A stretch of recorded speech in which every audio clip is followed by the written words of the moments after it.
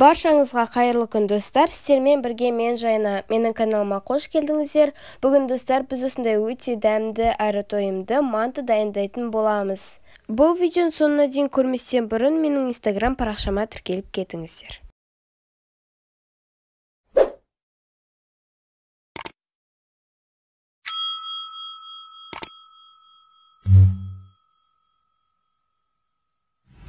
Ең алдымен біз ыдысымызға жұмыртқамызды жарып аламыз. Оның үстіне тұз және де су құямыз. Барлығын жақсылап араластырамыз. Оның үстіне ұн саламыз. Қамыр болғанша илейтін боламыз.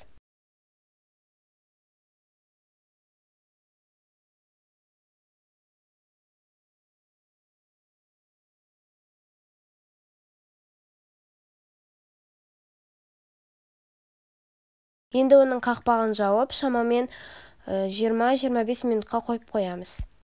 Енді біз өзімізге керек мөлшерде фаршымызды осындай бір тереңде отқа салып аламыз. Оның үстіне туралған орам жапырақ саламыз. Жуа және де картобымызды саламыз. Барлығын жақсылап араластырып, дәміне қарай тұз, бұрыш саламыз. Енді біз қамырымызды дөңгелек етіп, шамамен 3 мм етіп жаямыз.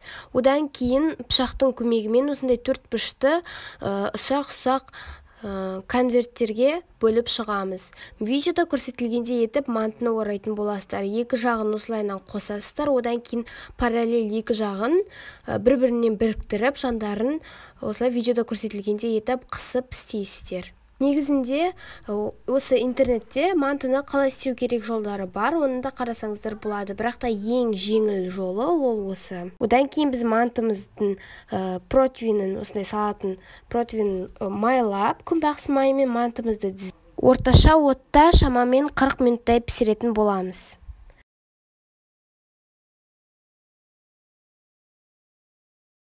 Мінекей достар, мен мантым дайын болып қалды. Өте дәмді әрі жұмсақ. Менде осындай манты дайын болды. Көріп тұрғандарыңыздай оның буы шығып, ыстық күйінде тұр. Сіздер оның бетіне подлив істесеңіздер болады.